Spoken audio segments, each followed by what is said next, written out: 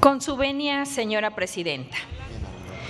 Compañeras y compañeros legisladores, hoy presento ante ustedes un tema central en la agenda de derechos humanos. Uno que nos desafía a revisar el marco conceptual y normativo que guía nuestras políticas públicas, el uso del concepto grupos vulnerables.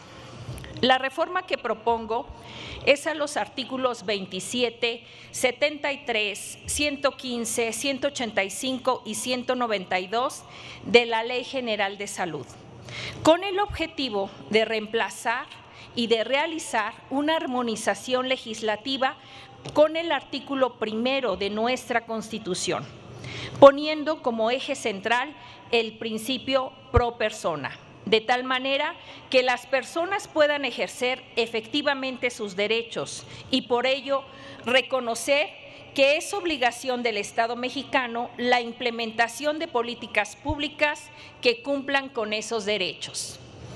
Esta propuesta está acorde con la visión de nuestra presidenta Claudia Sheinbaum Pardo, porque este gobierno se caracteriza por ser un gobierno de derechos, no de privilegios, prebendas o dádivas. La salud es un derecho fundamental y lo hemos repetido en innumerables ocasiones. Este derecho debe ser protegido y garantizado de manera prioritaria para aquellos grupos sociales que han sido históricamente discriminados.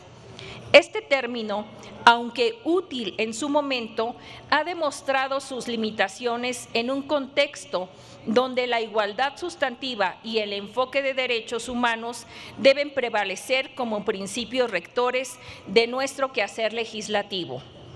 En este discurso invito a reflexionar sobre los riesgos que implica perpetuar una narrativa que etiqueta y estigmatiza a sectores poblacionales y a emprender una reconcepción que privilegie el empoderamiento, la autonomía y la titularidad plena de derechos de todas las personas, particularmente aquellas que enfrentan desigualdades estructurales.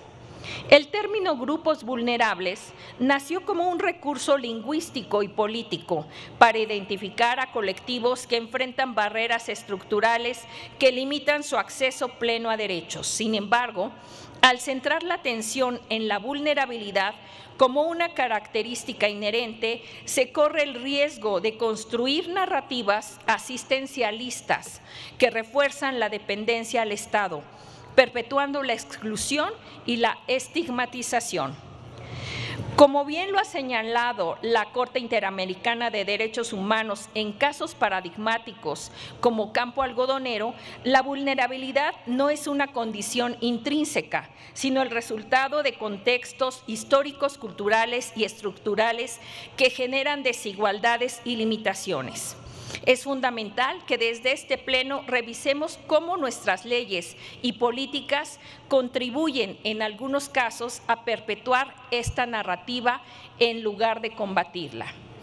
Como se ha reiterado en esta tribuna, al analizar las recientes reformas constitucionales en materia de derechos a los pueblos originarios y afromexicanos, igualdad sustantiva entre mujeres y hombres, así como el acceso a derechos sociales de las juventudes, el enfoque de derechos humanos nos obliga a trascender la igualdad formal ante la ley y avanzar hacia la igualdad sustantiva.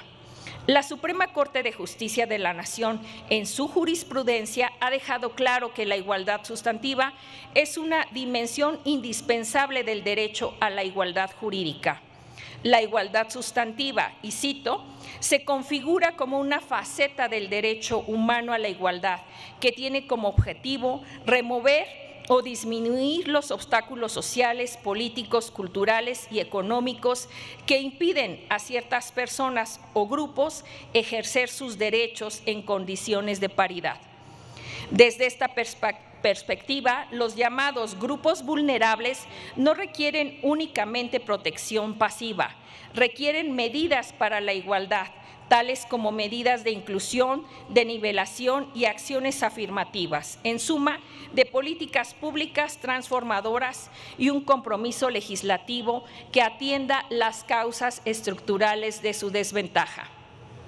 Proponemos reemplazar el término grupos vulnerables con el concepto de grupos de atención prioritaria, definiendo a estos en el artículo 27, fracción décima, como los grupos que en razón a desigualdades estructurales enfrentan discriminación, exclusión, maltrato, violencia o barreras físicas y estructurales que limitan el ejercicio pleno de sus derechos. La Constitución Política de la Ciudad de México ya ha dado un paso significativo al incluir en su artículo 11 el concepto de ciudad incluyente y grupos de atención prioritaria. Este ejemplo nos demuestra que es posible transitar hacia un lenguaje y un marco normativo que empodere en lugar de estigmatizar. Trabajemos para construir un México más inclusivo, donde la igualdad sustantiva sea una realidad para todas las personas. Muchas gracias.